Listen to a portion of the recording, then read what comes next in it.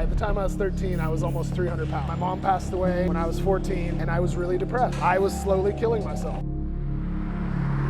2008, I was in a car accident. I got hit head on by a drunk driver. My airbag came out, which was just reconnected like a few hours before that crash. And I was like, okay, that's a sign. I cannot live this way anymore. I have to do something. I have to turn it around. I hope that me sharing that will get some people to not have to get to that point. What's up, guys? I'm here with my friend Jordan. Jordan's lost 213 pounds. Yep. Doesn't even sound real when I say it out loud, which is part of why I want to bring him on, just because there's a lot of people in a similar boat with a lot of weight they want to lose. It's a pretty unique journey. Hopefully we can all learn some cool shit from him, man. I know I'm inspired by his story.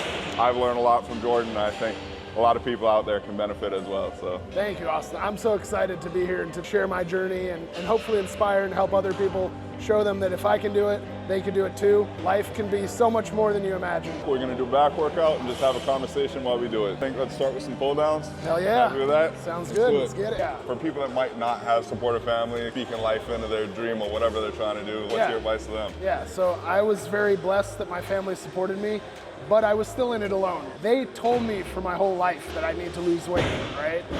I just wasn't ready to do it. So when I was finally ready, I had to do it by myself. My main support, which I tell people, is I had a dog, and my dog really wanted to walk far and run and do all this, and I couldn't do it because I was so overweight. So I just committed to doing an hour a day walking with the dog. And that was literally how I started. I was going 1 mile an hour, and that was it. And the dog was patient. The dog would go right by my side. Eventually I could go faster. We could do 2 miles in that hour, and then 3 miles. But I had the support of a dog. It can be a person, it can be a dog, it can be a community. Having some support is so important, even when you feel like you're alone. If someone doesn't have that support in real life, you think online is like Online's huge. When I was doing this, it wasn't as popular. I started in 2008, so people didn't really document it, people didn't share it, and I think right now we're at like the best time to find other people to communicate with. So I think right now online is huge for that. Weight training, or was it mainly just the cardio side of things? When did weights come into it? I started with just cardio, which I regret so much. And I always tell people, do your weight training, do your resistance training, build your muscle. It will allow you to burn more calories. It will help you be stronger. It will help your look. It will help how you feel. So I did it the wrong way.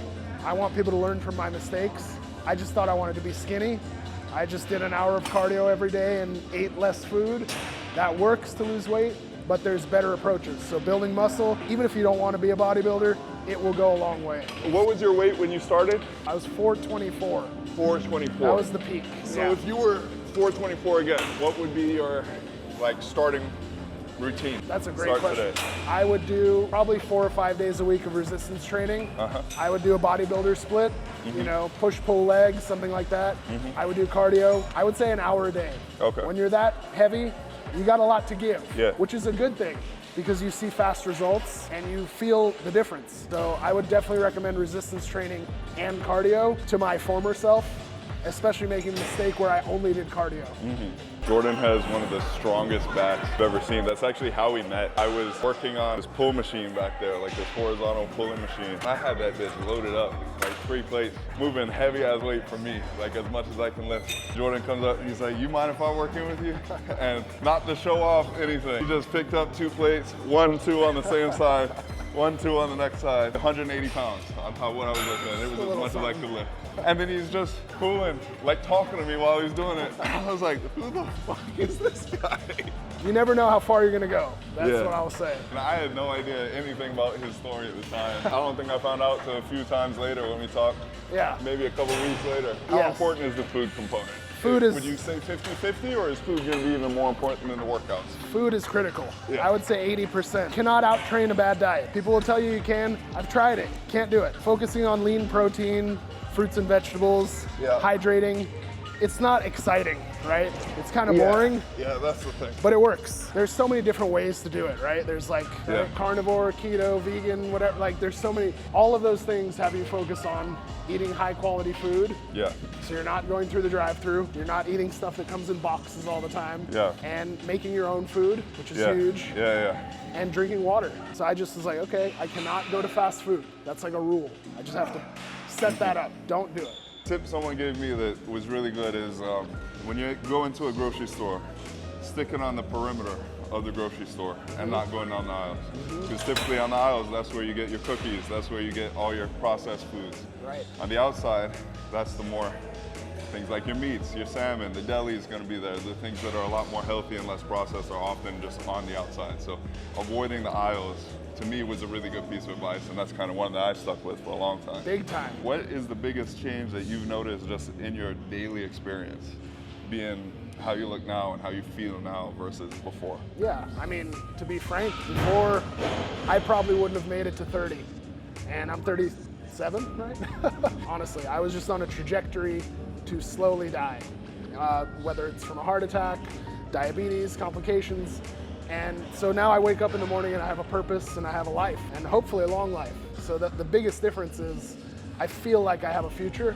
Back then, I didn't. I imagine you tried to lose weight maybe more than once. And did you ever have a moment where you gained some of the weight back? How do you get back on track? And what's your advice to people that maybe have tried this before, hit a sticking point, kind of reverted back to some old habits, or just like weren't able to push past whatever number it was that they were really going for in the beginning? You know? Yeah, absolutely. So I hit a plateau really hard at one point and I could not shake it.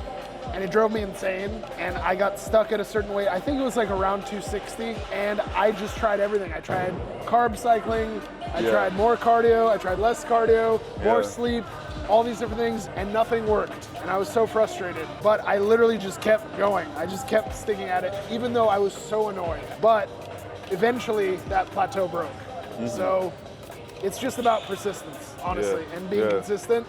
And just continuing even when it feels like this shit is not working. And then injuries, I've had plenty. I mean, in the car accident, I had a torn labrum and a broken wrist. I never had them fixed because I didn't think I would get into lifting weights or do anything with my body. So those kind of came back to haunt me later. My advice to people, if you have some kind of way to fix something that's wrong, do it while you can. Yeah. You know? So we just did a bunch of vertical rows. We did our mid, wide, and neutral grips. Now we're gonna switch to some horizontal rows. You wanna mix of both of them. That's what'll give you that nice like sweep on the lat, as well as the thickness coming out from the back.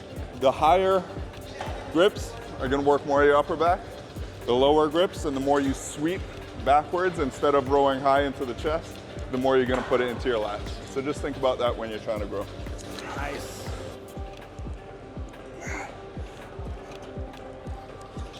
See how he always kind of rows back into the hips when we're doing these lower lat movements? That's what keeps it in this meat right here. If you were to row straight up to the chest, now this machine is gonna kind of keep you in the path that we want. Not every machine will do that. Some of them will let you row straight up into the chest. I'm not saying there's anything wrong with that movement, but if the intention is to work your lower lat, that's not the way to do it. The more you row up high into your chest, the more this angle in your elbow is gonna change. Means the more your biceps working. Means the more this rear delt's working. Means the more that's upper back's working. I'm not saying it's bad to work those things, but be mindful of what you're trying to grow, what you're trying to get out of each movement.